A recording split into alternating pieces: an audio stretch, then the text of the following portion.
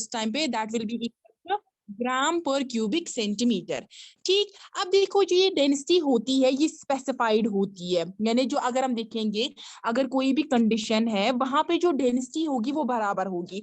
आप किसी भी कंडीशन लो, कोई भी कंडीशन लो, अगर किसी सबस्टेंस की डेंसिटी है कुछ, फॉर एग्जांपल अगर किसी सबस्टेंस की डेंसिटी है 4 kg पर क्यूबिक मीटर, तो अगर आप किसी भी कंडीशन में लोगे उसकी जो डेंसिटी है वो क्या रहेगी, वो वही रहेगी, यानी इसकी जो डेंसिटी है वो बराबर रहेगी। और तो हम बोलते हैं जो ये डेंसिटी होती है ये सबस्टेंस का एक कैरेक्टरिस्टिक प्रॉपर्टी होता है। ठीक, अब देखो अगर हम बोलते हैं कि कोई सबस्टेंस है, ठीक है, सपोज कोई सबस्टेंस है हमारे पास और उसकी जो डेंसिटी है, कोई भी सबस्टेंस है हमारे पास, कोई भी सबस्टेंस है उसकी जो डेंसिटी है, उसकी जो डेंसिटी है अगर वो क्या होगी, अगर वो ज्यादा होगी वाटर की डेंसिटी से, तो क्या होगा उस केस में हमारा जो सबस्टेंस है ये सिंक करेगा या फ्लोट करेगा।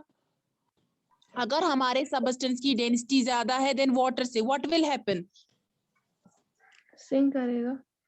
राइट, ये सिंक करेगा। और अगर हमारे सबस्टेंस की डेंसिटी कम है देन वाटर से, अगर हम वाटर में उसको सबमर्ज कर रहे हैं तो उस केस में क्या होगा, हमारा सबस्टेंस फ्लोट करेगा या सिंक करेगा, फ्लोट करेगा। राइट, ये फ्लोट करेगा उस टाइम पे। ठीक, तो अब आपने देखा फॉर्मूला क्या होता है, हम डेंसिटी कैसे निकालते हैं, मास बाय वॉल्यूम। हम चलो न्यूमेरिकल से सॉल्व करते हैं। न्यूमेरिकल है हमारे पास the mass of 2 cubic meter of steel is 15,600 kg। यहाँ पे जगह नहीं इसलिए मैं नीचे लिख रही हूँ, ठीक है। Calculate density of steel.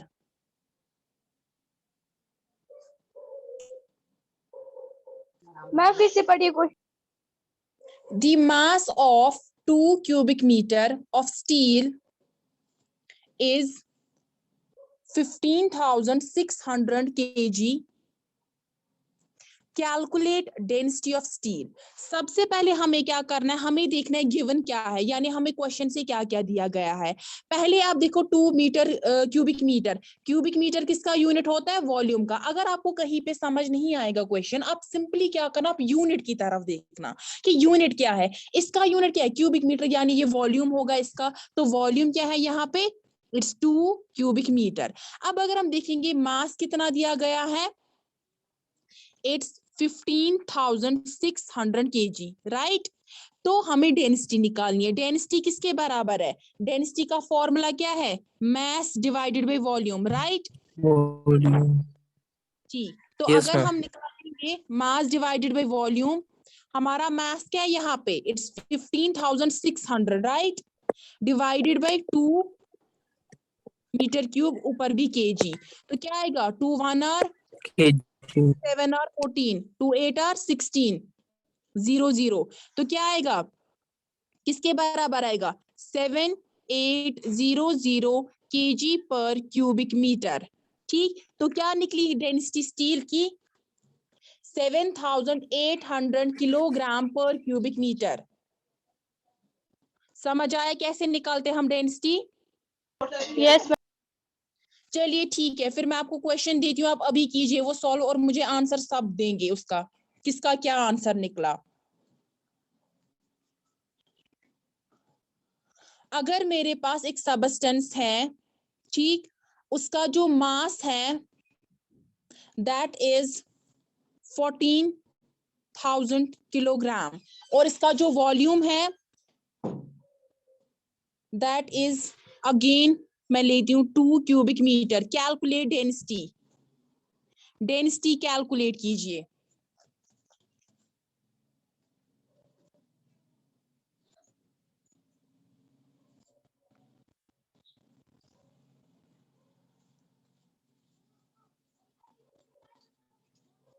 कैसे सॉल्व करोगे, पहले आप लिखोगे गिवन क्या क्या, आपके पास मास दिया गया, आपके पास वॉल्यूम दिया गया है, डेंसिटी किसके बराबर है, मास बाय वॉल्यूम। ठीक,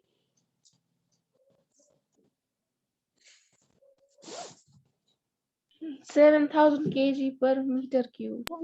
7,000 kg per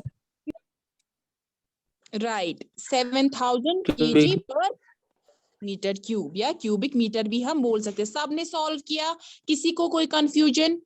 यस मैम। किसी को नहीं आया सॉल्व करना? मैं खुद भी दिखाती हूँ ये।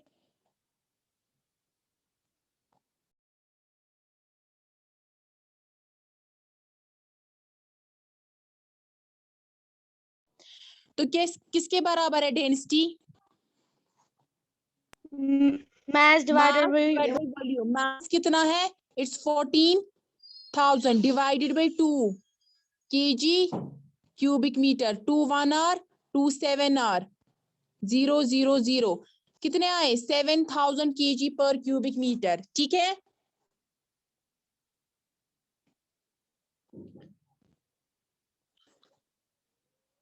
एक और क्वेश्चन सॉल्व करते हैं हम। क्वेश्चन क्या है हमारे पास? एक ऑब्जेक्ट है जिसका मास है 50 ग्राम। क्या है मास? 50 ग्राम के बराबर। इस टाइम पे हमारे पास मास क्या दिया है? ग्राम्स में। और वॉल्यूम कितना है? It's 20 cubic centimetre. ठीक है, हमें क्या करना है? हमें डेंसिटी कैलकुलेट करनी है।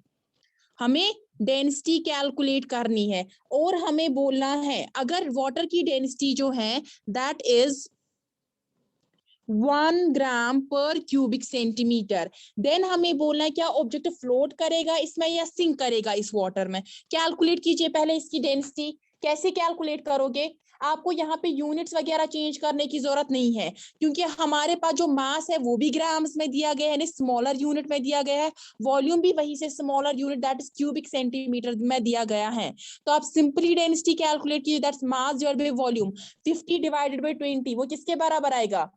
दैट इज इक्वल टू 2.5 अगर डेंसिटी है हमारे सबस्टेंस की 2.5, will it sink in the water which has 1 gram per cubic centimeter density or it will float? What will Sink. happen? Exactly, it will sink. इसकी density क्या है? वो ज्यादा है। ठीक, समझ आया यहाँ तक? Yes ma'am. चलिए ठीक है, अब हम पढ़ेंगे रिलेटिव डेंसिटी के बारे में। ये तो हो गया किसी भी सबस्टेंस की डेंसिटी निकालना। ठीक है, अब हम देखते हैं रिलेटिव डेंसिटी क्या होता है। अब देखो जो रिलेटिव डेंसिटी होता है ये क्या होता है? रेशो होता है डेंसिटी ऑफ सबस्टेंस, किसी भी सबस्टेंस की density divided by density of water. Density of water किसका रेशो होता है? Density of substance to the what? Density of the water. ठीक, अगर हमें रिलेटिव डेंसिटी निकालनी है किसी भी सबस्टेंस की, ठीक, अगर हमें किसी भी सबस्टेंस की रिलेटिव डेंसिटी निकालनी है, हम क्या निकालेंगे? वो किसके बराबर आएगा? Density of substance to the density of water. ठीक है, हमें पता है। अब देखो डेंसिटी जो होती है वो किसके बराबर होती है? Mass by volume. किसके बराबर है? Mass by volume. तो अगर हम यहां से निकालेंगे, रिप्लेस करेंगे, डेंसिटी ऑफ सबस्टेंस किसके बराबर आएगा? Mass of substance. Mass of substance, right, divided by what? Volume of substance, right. Then उसके डिवाइड में क्या आएगा? डेंसिटी ऑफ वाटर किसके बराबर आएगा? Mass of water divided by what? Volume of water. ठीक है, क्या मैंने बोला? हमें पता है ऑलरेडी डेंसिटी किसके बराबर है? Mass divided by volume. तो डेंसिटी किसी सबस्टेंस की किसके बराबर आएगी? Mass of substance divide by volume of substance. Then नीचे अपना डिवाइड आएगा और नीचे क्या आएगा? Mass of water divided by volume of water. यहां तक सबको समझ आया? Yes ma'am. आगे देखिए, उसके बाद अगर हम देखेंगे, हम अपना जो ये मास है सबस्टेंस का, मास ऑफ सबस्टेंस, ये हम यहीं पे रखेंगे divided by volume of substance. अब देखो जब हम इन दोनों को ऊपर लेंगे तो हमें क्या मिलेगा? ऊपर क्या जाएगा? ऊपर जाएगा वॉल्यूम ऑफ वाटर। अगर हम मल्टीप्लाई में लेंगे, डिवाइड में था, फिर हम क्या लेंगे? मल्टीप्लाई में। डिवाइड बाय क्या आएगा? Mass of water. ठीक, यहां तक समझ आया? अब देखो अगर हम क्या करेंगे, अगर हम इक्वल वॉल्यूम लेंगे, सबस्टेंस का भी वही वॉल्यूम होगा और हमारा जो वाटर है उसका भी वॉल्यूम होगा। जब ये वॉल्यूम, फॉर एग्जांपल आप कोई भी वैल्यू लो, सपोज अगर वॉल्यूम है सबस्टेंस का 2 और हमारे वाटर का वॉल्यूम भी 2 है, तो ये दोनों क्या करेंगे, कैंसिल करेंगे, यानी ये यहाँ से कैंसिल होगा और हमारे पास फॉर्मूला क्या निकल के आएगी, mass of substance divide by what, mass of water. लेकिन क्या, मास ऑफ एनी वॉल्यूम, अगर हमारे पास वॉल्यूम तो वही है, सपोज मैंने बोला था कि जो सबस्टेंस है उसका वॉल्यूम 2 है, तो इक्वल वॉल्यूम क्या होगा इसका, वाटर का होगा वही वॉल्यूम, यानी हम बोल सकते हैं mass of the any volume of substance divide by what, mass of an equal volume of water, क्योंकि हम वॉल्यूम इनका सेम ले रहे हैं, तब जाके वो फॉर्मूला सेम आएगी। हम क्या बोल रहे हैं कि अगर मेरे पास जो वॉल्यूम है सबस्टेंस का that is equal to the volume of water, then हमारे पास जो मास होगा सबस्टेंस का, जिसका कुछ भी वॉल्यूम है, सपोज उसका वॉल्यूम 2 है, तो हमारे पास क्या होगा, mass of any volume of substance, या हम बोलेंगे mass of 2 volume of substance divide by mass of an equal volume of water, यानी जितना वॉल्यूम इस का है सबस्टेंस का, उतना ही वॉल्यूम किसका है, वाटर का, दैट इज जो 2 हमने लिया था, ये मैं ले रही हूँ इमेजिनरी, मैं बोल रही हूँ कि हम सपोज कर रहे हैं कि 2 है, कुछ भी हो सकता है उस टाइम पे। तो उस टाइम पे हमारे पास फॉर्मूला किसके बराबर आएगी, that will be equal to, यानी हमारी जो रिलेटिव डेंसिटी वो आएगी बराबर mass of any volume of substance divided by what, mass of an equal volume of substance।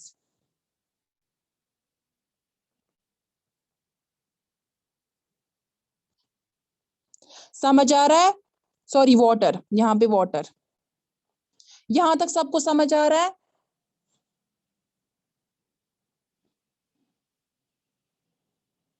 Yes, यहाँ तक ma'am. सबको समझ आया, ठीक। तो एक आप बार देख फिर लीजिए, बोलिए मैम, देखो आप ये फिर से मैंने, प्लीज मैम फिर से रिपीट कीजिए।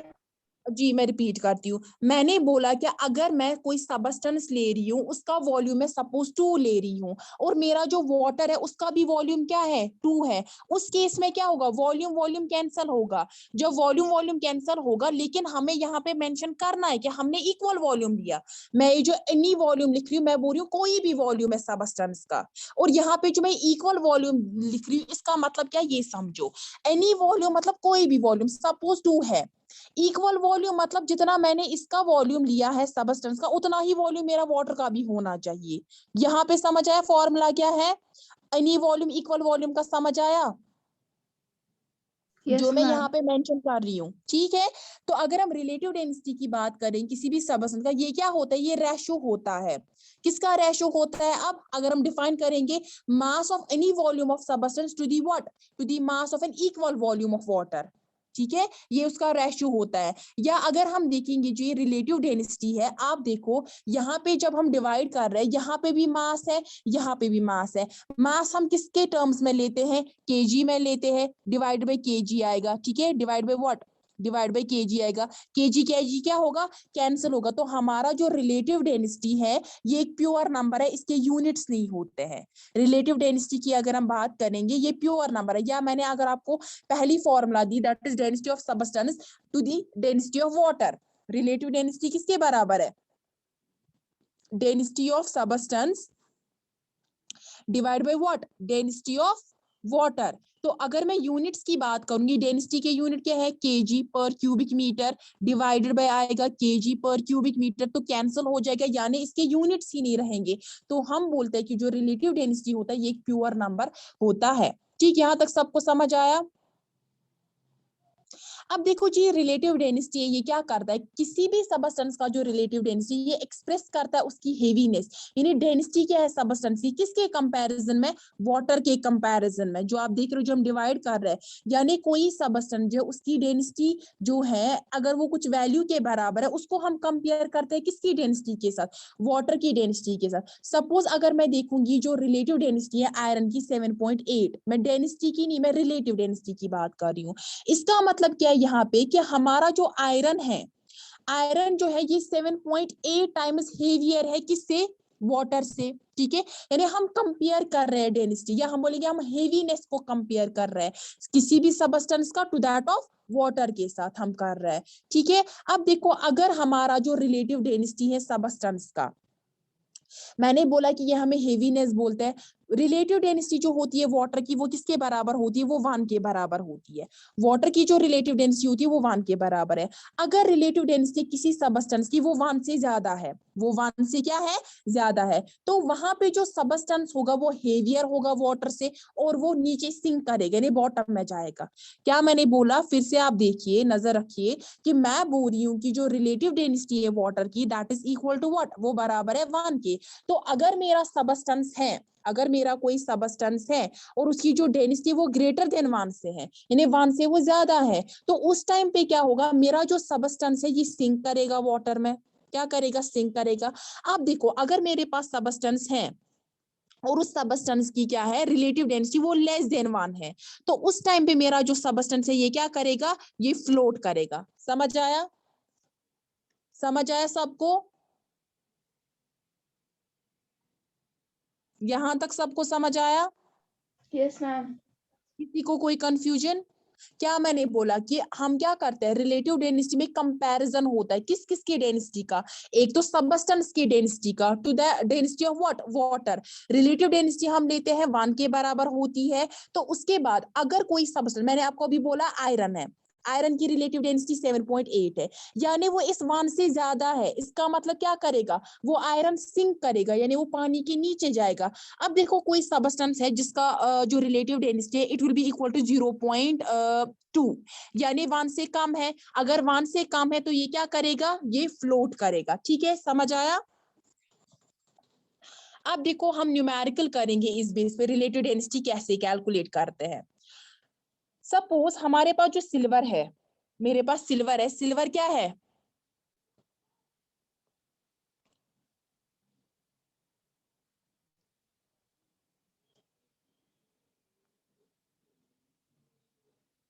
मेटल है, राइट। तो इसकी जो रिलेटिव डेंसिटी अगर मुझे देके है 10.8, तो मुझे क्या करना है, और मुझे डेंसिटी जो है वाटर की डेंसिटी, लेकिन ये है relative density, this is relative density, लेकिन मेरे पास जो वाटर की डेंसिटी है that is 1 × 10⁻³ kg cubic metre, right, per cubic metre. तो मुझे क्या करना है, मुझे कैलकुलेट करनी है डेंसिटी ऑफ व्हाट, सिल्वर की डेंसिटी। पहले मुझे बोलो रिलेटिव डेंसिटी किसके बराबर होती है, density of substance to the density of water. तो डेंसिटी, अगर हम रिलेटिव डेंसिटी की बात करेंगे यहाँ पे, रिलेटिव डेंसिटी किसके बराबर, density of substance divide bye density of water.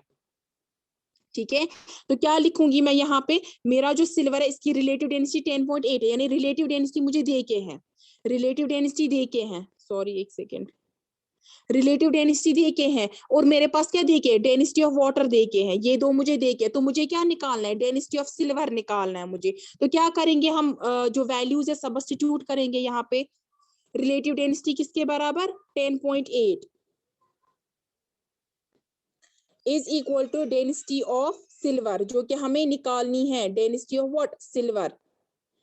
Silver को हम Ag से डिनोट करते हैं, ठीक है, divided by density of water. या आप सीधे, आपको कंफ्यूजन होगा अभी, आप सीधे सिल्वर लिखो,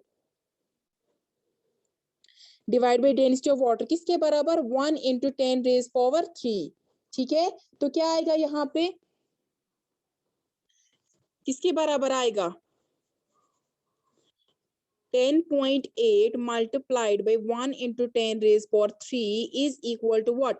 It's equal to density of silver. ठीक है, तो 10.8 into 1 क्या होगा, 10.8 के बराबर ही होगा वो। तो क्या लिखेंगे हम, 10.8 into 10⁻³ is equal to what? Density of silver. और आप यहाँ पे क्या करोगे, आप यूनिट्स के साथ लिखोगे, किसके बराबर आएगा यहाँ पे unit, kg/cubic meter, right? kg/cubic meter.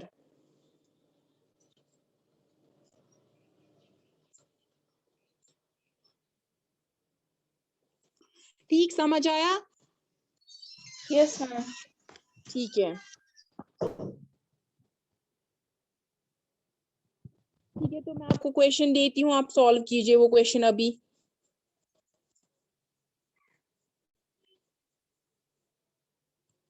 Question क्या है कि अगर मेरे पास सॉलिड है, उसका जो मास है दैट इज 500 ग्राम, ठीक। और उसका जो वॉल्यूम है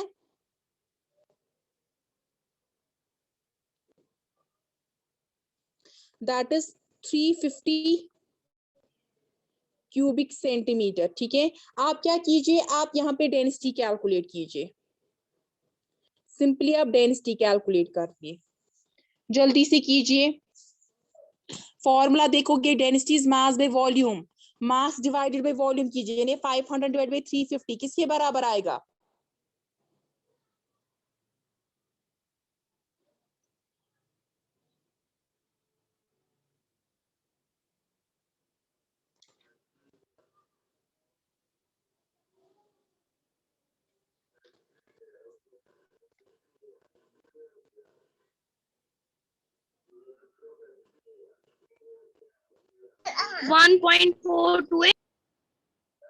राइट, 1.42 ग्राम पर क्यूबिक सेंटीमीटर आएगा हमारा डेंसिटी, ठीक है।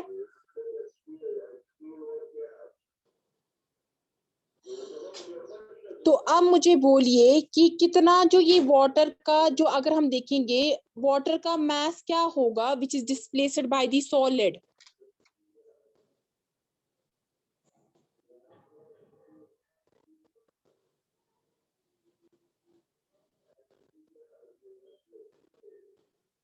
फिर से बोलिए मैम। क्वेश्चन है कि आपको अब क्या करना है, आपको मास निकालना है वाटर का which is displaced by this solid. जब हम इस सॉलिड को इमर्स कर रहे हैं वाटर में जिसका वॉल्यूम क्या है 350 पर क्यूबिक सेंटीमीटर वाटर का वॉल्यूम है, आप जब हम सॉलिड को इमर्स कर रहे हैं तो उस टाइम पे हमारा जो वाटर डिस्प्लेस हो रहा है उसका मास किसके बराबर आएगा? Ma'am 350 grams. 350 ग्राम कहाँ से आएगा? मुझे बोलो वाटर की डेंसिटी जो है अगर हम उस हिसाब से निकालेंगे, पहले तो देखो जो सॉलिड है वो वाटर को कितना डिस्प्लेस करेगा, यानी उसकी वॉल्यूम के बराबर ही वाटर को डिस्प्लेस करेगा, ठीक। हमें पता है कि जो वॉल्यूम है, मैंने आपको ये भी बोला कि वॉल्यूम 350 है, या अगर हम ऐसे भी बोलेंगे कि अगर वॉल्यूम 350 है तो वाटर जो है जो डिस्प्लेस होगा वो किसके बराबर होगा?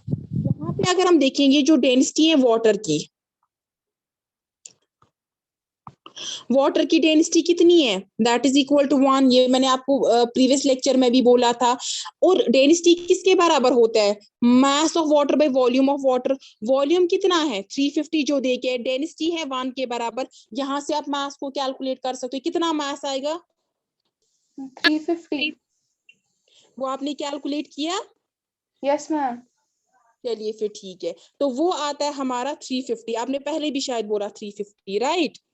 Yes ma'am. ठीक है, 350 ग्राम के बराबर वो आता है। उसके बाद आप बोलिए मुझे कि अगर, ठीक है, अगर मेरा जो सबस्टेंस है अगर मैं इसकी रिलेटिव डेंसिटी निकालूंगी वो किसके बराबर आएगा?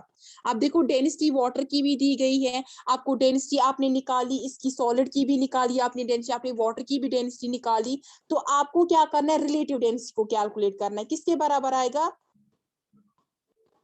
Ma'am density of solid bye density of water density of करना है। वाटर, डेंसिटी ऑफ सॉलिड कितना निकला था 1.42, डेंसिटी ऑफ वाटर कितना होता है 1 के बराबर होता है, तो कितना निकलेगा रिलेटिव डेंसिटी? 1.42 के बराबर निकलेगा। अब मुझे बोलो कि अगर मेरे पास जो रिलेटिव डेंसिटी है, मेरा जो सबस्टेंस है, मेरा जो ये सॉलिड है, इसकी अगर मेरे पास रिलेटिव डेंसिटी है 1.42 के बराबर, 1.42 के बराबर, आप मुझे बोलो क्या ये सिंक करेगा या ये फ्लोट करेगा इस वाटर में जिसकी डेंसिटी 1 है? हम सिंक करेगा क्योंकि ज्यादा है डेंसिटी। राइट, ये क्या करेगा, ये सिंक करेगा, ठीक। अब देखिए इसके बाद आता है हमारे पास स्पेसिफिक ग्रेविटी के बारे में। स्पेसिफिक ग्रेविटी आपको उतना नहीं पढ़ना है, बट इसका मैं ओवरव्यू देती हूँ स्पेसिफिक ग्रेविटी होता क्या है। अब देखो स्पेसिफिक ग्रेविटी जो होता है, यहाँ पे हम क्या करते हैं, सबस्टेंस जो होता है उसकी जो डेंसिटी होती है उसको हम कंपेयर करते हैं विद दी वाटर के साथ। क्या करते हैं, वाटर के साथ।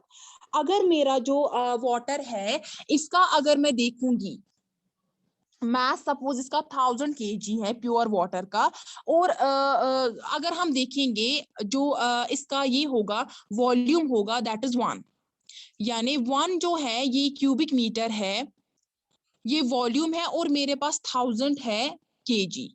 जो मैंने आपको अभी भी बोला था कि अगर मैं ग्रेविटी की बात करूंगी, यहाँ पे स्पेसिफिक ग्रेविटी की बात करूंगी, तो मैं क्या बोलूंगी यहाँ पे कि जो मेरा जो ये मतलब कोई भी मटेरियल जो होगा, कोई भी मटेरियल जो होगा, अगर उसका क्या होगा मास इससे ज्यादा होगा, ठीक है, अगर उसका जो मास है, या मैं बोलूंगी यहाँ पे डेंसिटी जो है दैट इज 1000 पर 1 के बराबर, अगर उससे वो ज्यादा होगा तो वो क्या करेगा, सिंक करेगा। तो वो मटेरियल जिनका स्पेसिफिक ग्रेविटी जो है वो 1 से ज्यादा होगा, वो क्या करेगा, वो सिंक करेगा। लेकिन कहाँ पे, किस टेम्परेचर पे, at 4 degree centigrade. 4 degree centigrade पे अगर मेरा कोई भी सबस्टेंस जो है उसका जो स्पेसिफिक ग्रेविटी है दैट इज मोर देन 1, वो 1 से ज्यादा है, तो उस केस में मेरा जो सबस्टेंस है वो क्या करेगा, वो सिंक करेगा, ठीक है, वो सिंक करेगा। अब देखो जी, स्पेसिफिक ग्रेविटी होता है, ये बराबर होता है किसके बराबर, density of substance to the density of water. जैसे हमने रिलेटिव डेंसिटी देखा था, वहां पे भी किसी सबस्टेंस का density divide by density of the water, लेकिन यहाँ पे हम टेम्परेचर लेते हैं that is 4 degree centigrade, difference इतना है। तो क्या करते हैं हम, जो डेंसिटी होता है हमारे पास किसी भी सबस्टेंस का, उसको हम कंपेयर करते हैं to the density of water के साथ, दैट इज अगर हम देखेंगे which is 1000 kg per cubic metre. ठीक, अगर मटेरियल्स जो होंगे उनका इनसे कम होगा, तो उस केस में क्या होगा, हमारा जो ये होगा मटेरियल वो फ्लोट करेगा, ठीक है, वो फ्लोट करेगा। अब देखो, अगर हम आर्किमिडीज प्रिंसिपल देखेंगे, उससे अगर हम निकाल लेंगे स्पेसिफिक ग्रेविटी, हम कैसे कैलकुलेट करेंगे उस टाइम पे स्पेसिफिक ग्रेविटी को। फॉर एग्जाम्पल आप लो कि मेरा जो एक सॉलिड है उसका वेट है W, this is the weight of what, ये सॉलिड का वेट है, और मेरे पास WA is the apparent wait. What is apparent wait, यानी जो सॉलिड मेरे पास वाटर में है उसका वेट, ठीक है, इसको मैं बोलती हूँ अपेरेंट वेट। तो मेरे पास स्पेसिफिक ग्रेविटी जो है that is equal to what, specific gravity बराबर आएगी वेट ऑफ सॉलिड जो किस में है, जो एयर में है, अभी आधा पोर्शन जिसका एयर में है, divided by what, weight of equal volume of water. यानी जितने वाटर में हम इमर्स कर रहे हैं उसके बराबर, या हम बोल सकते हैं कि उसने कितना वाटर डिस्प्लेस किया। जब मैं किसी सॉलिड को इमर्स कर रही हूँ किसी लिक्विड में, उसका हाफ पोर्शन जो है मेरा एयर में और हाफ पोर्शन पानी के अंदर है, तो स्पेसिफिक ग्रेविटी मेरा आएगा बराबर कि उसका वेट कितना है एयर में उस सॉलिड का, डिवाइडेड बाय उसका वेट जो है पानी में कितना है, या मैं बोलूंगी उसने कितना वेट डिस्प्लेस किया है किसका, वाटर का, और वहां पे अपनी जगह ली है, ठीक। या मैं बोल सकती हूँ कि इसके बदले मैं ये भी बोल सकती हूँ कि जो सॉलिड मैंने वाटर में इमर्स किया उसने कितना वेट लॉस किया, ठीक है। ये आर्किमिडीज प्रिंसिपल में हमने देखा था कि जब कोई भी सॉलिड हम वाटर में इमर्स करते हैं तो उस टाइम पे क्या होता है कि वो जितना वाटर डिस्प्लेस कर रहा है उसका वेट उसी के बराबर होता है। तो अगर हम स्पेसिफिक ग्रेविटी देखेंगे सॉलिड की, वो किसके बराबर आएगी, that is weight of solid, ठीक है, डिवाइडेड बाय किसके बराबर आएगा, कितना वेट है सॉलिड का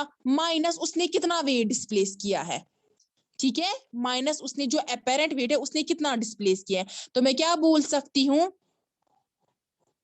कि जो स्पेसिफिक ग्रेविटी होता है,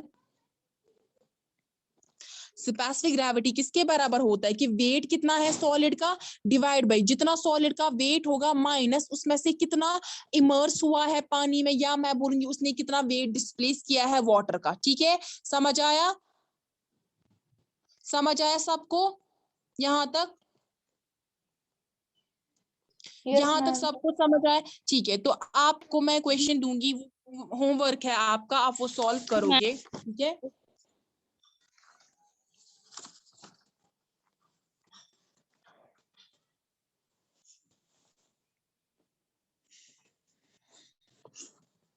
The relative density of the relative density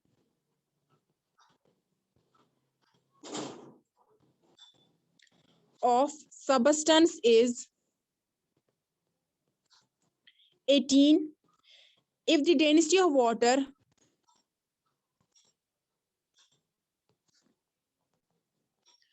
water is 1 into 10 raised power 3 kg per cubic meter. Calculate the density of substance. Calculate the density of substance. Class कोई भी leave नहीं करेगा, पहले मैं अटेंडेंस करती हूँ, ठीक है?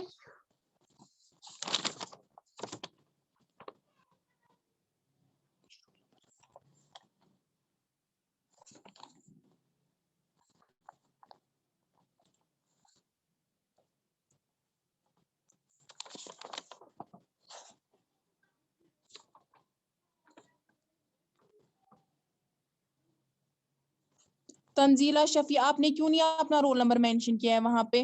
मुझे कितनी बार बोलना है?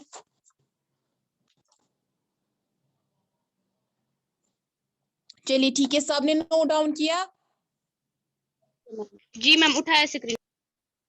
चलिए ठीक है, आप क्या करोगे, आप ये क्वेश्चन सॉल्व करोगे, ठीक है? अगर किसी को कोई प्रॉब्लम आएगी तो वो मुझे बोलेगा। और आपकी जो टेक्स्ट बुक पे आप देखोगे उसमें जो न्यूमेरिकल्स है वो आप सॉल्व करोगे। अगर उनमें भी कोई प्रॉब्लम आएगी तो आप नेक्स्ट लेक्चर में बोलना, ठीक है? Okay ma'am. चलिए, अल्लाह हाफिज।